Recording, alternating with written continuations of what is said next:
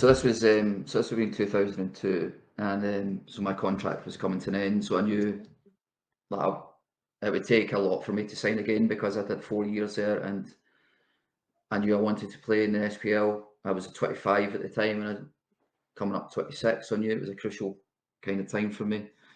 And as I had a really good season, so I had a few clubs in for me, and it was coming towards the end of my contract. And there's stuff that goes on in the background. There's phone calls made. Don't people say there's not? It is. People phone and say, you know what I mean. So that's what happens. I don't know how it happens nowadays through agents or whatever, but you know, there's no secret. So I knew there was interest from a few clubs. My contract actually ran out in the May with Clyde because they had some weird contract where it was only 10 months of the year. So, in other words, you wouldn't get paid through the close season, even at championship level. Between June and July, you weren't getting paid. So, I knew my contract finished as soon as the season was finished.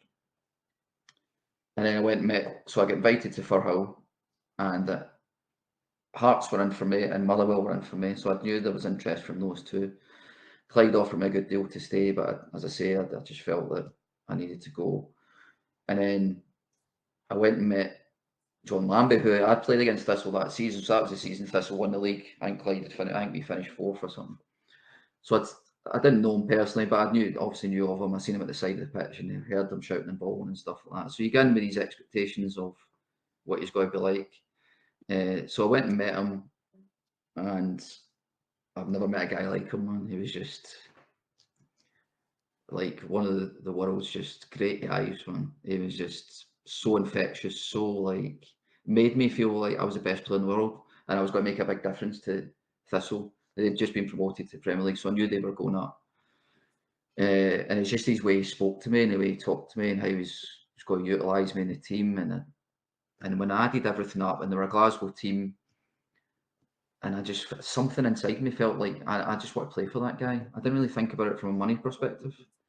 Obviously, my wages would go up, and Thistle were paid a fairly basic wage in the Premier League at that time. It's common knowledge what it was.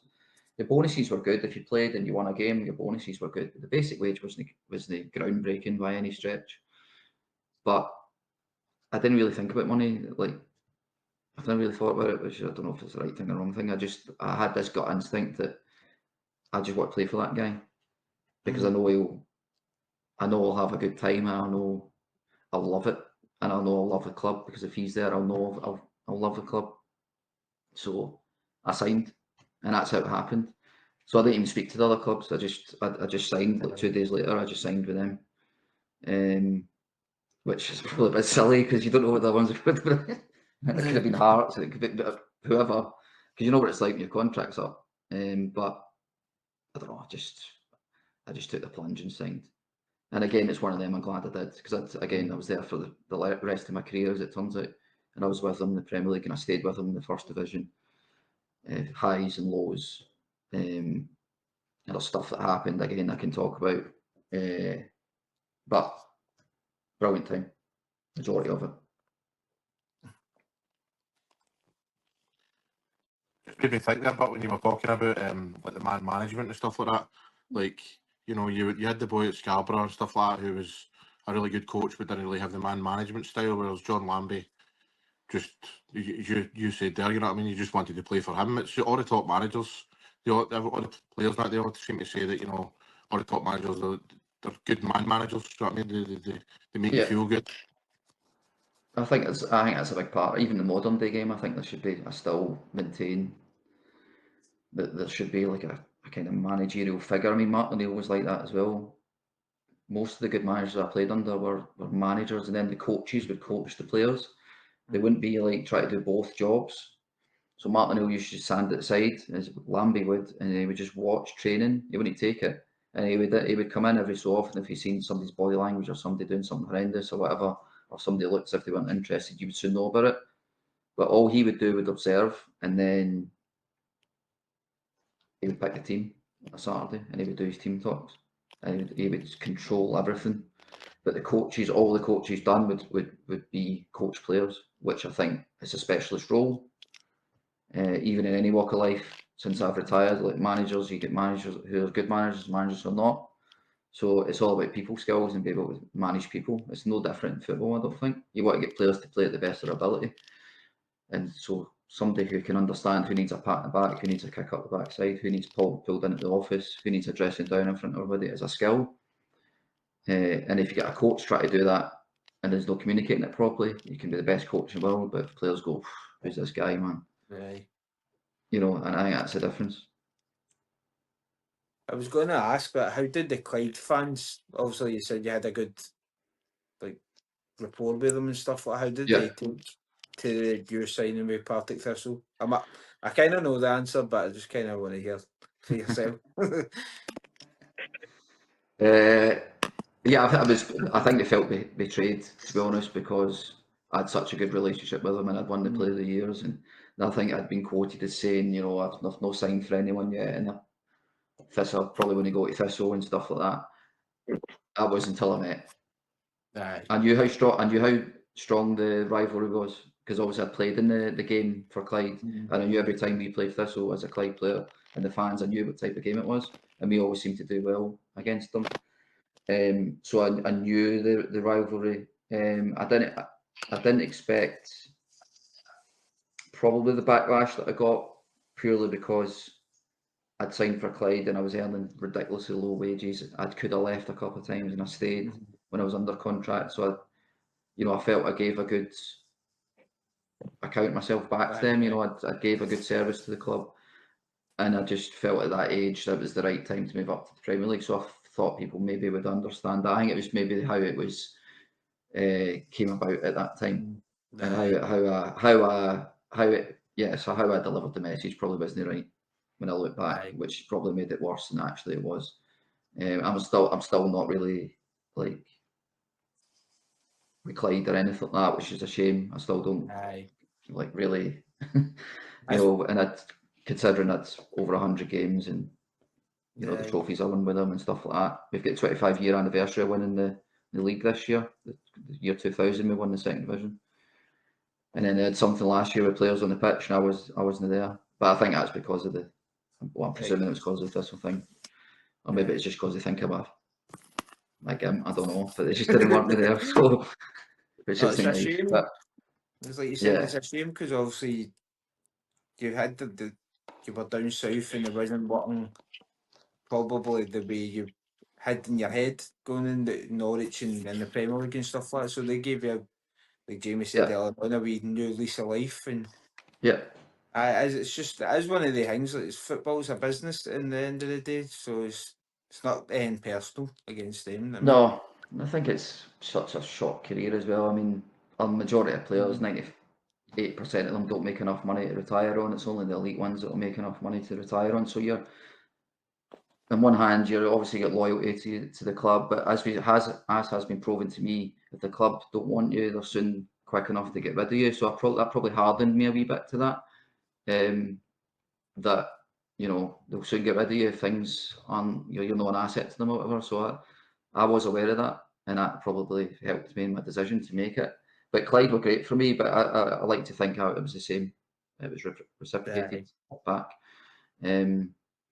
So relationship wasn't great. I went back to see them play in 2008 or something because my mate Ricky was playing for Clyde at the time, who's Caledonian Braves manager now, Ricky Waddle. And he was playing for Clyde at the time, so I thought I'd go back and watch him. I'd retired by that point, and I guess soon get told where to go. So like songs and all that, like vile songs. And then when I played for Thistle against them, I get some obscene shouts from the sideline. And you can repeat now. Probably the ones you'd expect, but some of them are like a wee bit too. It's just like like talking about family members now. You're like, oh my god, man! It's like, really, need for that. So it's like, I know it's just, but all because I moved. But I don't want to say anything because Clyde were brilliant, like the club were brilliant, and the fans were great. Maybe up until that point, and I understand the frustration. I understand why, because as I say, I think I hold my hands up and say that period of time I should have handled it better and maybe been a bit more respectful to their thoughts, if that makes sense. Well, I want to talk about your thing at Partick Thistle, mate, because that's when I remember you most. That was some team you were in, by the way. Jerry Britton, yourself, James Grady, Derek Lilly, big Stephen Craigan at the back and all that, mate. That was a really good team. Kenny Arthur in goal. Yeah, so Thistle, as I said, won the league that year. So the nucleus, a really good team, as you say. Big Jerry was there, Stephen Craigan, Alan Archibald, Kenny in goal. Derek White joined at the same time as me, so Derek White and I signed probably around about the same time. He'd signed from Aberdeen. Big Scott Patterson at the back was a brilliant player. So the starting 11 that we had at Thistle in that first season SPL was really strong, I thought. We played a 3-5-2. And I can still remember it to this day, but if you go through the team, like with a really, really strong team, Alex Burns up front, who scored a barrel load that season, and Big Jerry. So we finished like 9th, I think, 9th or 10th. But it was a really strong league at the time, so Celtic got to the UEFA Cup final and against Porto. So that was that team with Larson and, Mjallby and Agat and all these guys, and Petrov, Sutton, Sutton again, Hartson. So you're playing against teams like that, and Rangers had a really strong team with De Boer and Walls and Lovenkrands and Arteta and these top class players, which meant your kind of other clubs, your Hearts and your Hibs were strong because Dundee was exceptionally strong at that time. They had Ravanelli and Keysnashvili and Nashville Novo. So the league was strong, that player. So for us to finish, I think, joint 9th was a great achievement for us. And that was Lambie's final season, of course. I didn't know that at the time when I signed. I didn't know he was going to retire the season when he, but I think maybe he felt that what he'd achieved was unbelievable to keep us up and to keep us up comfortably. And amongst that, those teams and those players. But yeah, we had a really, really strong team at the time.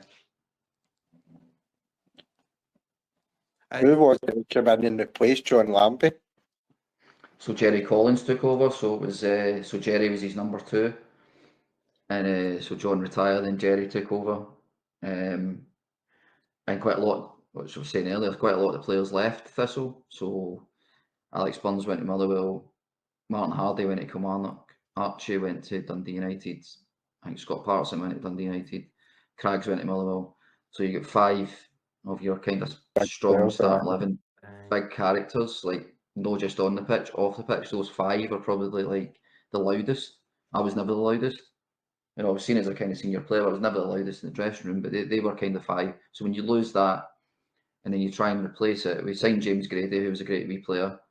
So James done really well, but the other signings probably didn't work out. So we really struggled that season. But I think we were a nice football team, but we didn't have the kind of characters to drag us out and drag us to get results, which is half the battle at times. Yeah, so we struggled that season. And Jerry gets sacked in November. We played Celtic on the Saturday. We played really well and get beat 3-1, and really well. I think we probably should have took a point from the game, and I thought that maybe would have been a turning point for Jerry. Having seen us play and then he gets sacked the next day, I think, because that was November time and we were like 12 points behind. I think we only had 2 points on the board. And then Jerry Britton and Derek White took over as joint managers for the rest of the season. There was a bit of an upturn in our form, but not enough to keep us up. Jerry and Derek were great, but they were just guys in the dressing room, so it was like they'd been our teammates, and then there was always a strange dynamic, I felt, because you didn't know which one was the manager and who was the, it was just a bit strange. I don't think it really worked, and they'll be the first to admit that as well. I was going to say, but just about Partick Thistle now. What's your thoughts on the team and their quest for getting up for promotion? Yeah, I would love to see them get up. I think it'd be brilliant for the league as well. Another, a good Glasgow club, great support. Then they take the away fans that they take to away grounds would be brilliant. Great stadium, great pitch. So I think they'd be a great attribute to the. I think they should be in the Premier League. I think they're big enough to be in the Premier League when you look at some of the teams in there. The team now, they've got some good players. I went to watch them a couple of times this season. and I hope they're obviously playing tonight against Livingston. So I hope they got. I think we would beat them back in the day, right enough. But I hope they got. Yeah. I think you would, mate, because it made me think there when you were talking about Celtic and Rangers and obviously yourselves, stuff like that. Football just isn't the same anymore. It used to be It's not. That was class back then. You know what I mean? All the teams and stuff like that. Now you just the standard. What do you agree with that? Do you think the standards kind of dropped a bit? I think honestly, I think it's a really interesting debate, but I think it's a pretty simple answer on. It's like it's not even the same game when I watch it nowadays. It's like all the teams try and play the same. I don't think the standard's anywhere near where it used to be. And I remember somebody said to me last year, like it wasn't could you play in today's game? I was like, how would you? Talking to me, how do you think you would fare in today's game because it's so fast and physical? And I'm going, it's not really me. It's like it's actually really slow when you watch it, and it's so technical. Well, they try to be so you can't really tackle, you can't really be physical. And I said, so I think I would fare all right. I said, but and I fired it back at him. I says, how? Because he's a Celtic fan. I says, how do you think Henrik Larsson would fare in today's game? And he goes, I'd probably run amok. I says, well, there's your answer because we drew with Celtic in the League Cup and at Parkhead 1-0. They beat us 1-0 at Firhill where Larsson scored with 10 minutes to go. And the Celtic team that day, they're you can name it off the top of your tongue. So if that Celtic team was playing even Rangers today, that Celtic team would be 6 or 7 just sheerly on set pieces alone because they would just bully them at the road. It would just be the centre halves against Sutton and Larsson would just be, and John Hart. It would just be like So it's like when you compare it to that, then you go, surely we would be superior to maybe not technically. There's a lot of good technical players nowadays, but as I said, it's a different game. So I think the question is, could players nowadays adapt to playing now? I retired. I had to try. We've not even spoke about this. I know we've probably chatting for about an hour, but I had a hip injury at 28, 29, and doctors didn't know what it was, and the physio thinks I'm making it up and all that, and I'm getting stuff going in my head, like I'm pretending I'm injured and that. I'm telling them I've got this pain in my groin. So eventually I go for a scan at Ross Hall, and then it's a pre-season game against Fulham, and I remember getting called into the office. So this is the season, we've just been relegated from the SPL into the Championship with Jerry Britton and Derek White, our managers. And we're playing Fulham in a pre-season friendly, so it's an evening game, and I've turned up at Firhill, and Jerry goes, Mitch, you've got a minute. And I thought, what have I done here? I was thinking, was out at the weekend. I was thinking all sorts. Have I been whatever? And I get called into the office, and I walked into the office, and there was about 8 people there. There was the club doctor, the physio, a couple of directors, chairman, manager, Derek. He said, sit down. And I goes, what's going on? And he goes, we've had your x-ray results back. You've got a degenerative right hip. This is the doctor telling me this. So you've got osteoarthritis in your right hip. And basically, you need to stop playing professional football immediately, or else you'll be like in a wheelchair or something by the time I can't remember the phrase you. I think it was wheelchair because obviously my mind was going in your mid-30s. So I was 28. I had a year left of my contract, or 2 years left of my contract at the time, and it's just like one of them. A bit like the Norwich moment. You go, what do you do in this scenario? So I played that season. I played through it. I decided to play on. So I don't think many Thistle fans or whatever knew that. But I decided to play through it. The agreement was I wouldn't really train much. I was actually looking back, it's quite good. So you train on a Friday and play on a Saturday. I was a bit like Paul McGrath. Remember him? He used to play for Aston Villa with his knees. We couldn't train. He would just play. So that was me. So I just used to play on the Saturday, but quite quickly you can see my level was going, because I was losing maybe a yard or two a pace, and I was quite sharp and quick, which was my game. So once that goes, I could see I was struggling, and people could see I was struggling, but I continued to play on, and then it got out, and opposition players knew, because obviously you can't keep that a secret within the game. So there's no mercy, there's no like feeling sorry for me. So I just used to get people would just be all over me because they knew I was my reaction times were slowing down because of the hip injury. And then Dick Campbell come in as manager in the January. So Jerry Britton and Derek White get sacked, and Dick come in with Jimmy Boney's as assistant. And that was an experience for 5-6 months.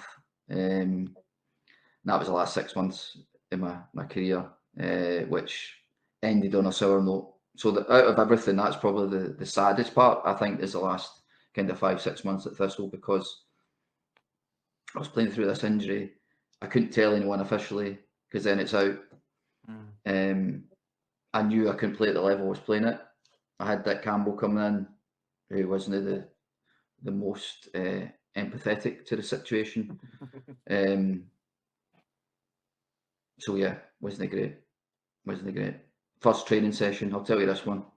First training session, Jimmy Bowen. So because of this injury, I had to wear this, to keep the heat in, I had to wear these thermal, like kind of, you know, the Under Armour stuff you get nowadays. It was like thermal joggers, and it was January, so he'd taken over the January, and I was wearing these underneath my shorts, and we're running around Firhill. They'd just joined that morning, introduced himself to the players. I'm one of the senior ones. I'm 28 at the time. I played over, I don't know how many games by that point. I'm jogging around the pitch, I get shouted, get the thermals off. No players of mine will be running around with them on. I just went, listen, physio doctor says I need to wear them. So I don't know if they knew I had this injury or not. Surely you would think they would know. He says, get them off, you'll not be training, or you'll not be playing for me. And I went, I can't, I'm not taking them off. I was a bit of a senior pro now, so I felt like, and I also felt it was really disrespectful to me. I said, I'm not taking them off. I said, I'll be training as hard as I normally train. I said, but I need to wear these to keep the joint warm. He says, no, just get off the training pitch. And so I went off. And that was my very first impression of Dick and Jimmy Bowen. And Dick's still going to this day in various managerial roles. I've seen him a couple of times.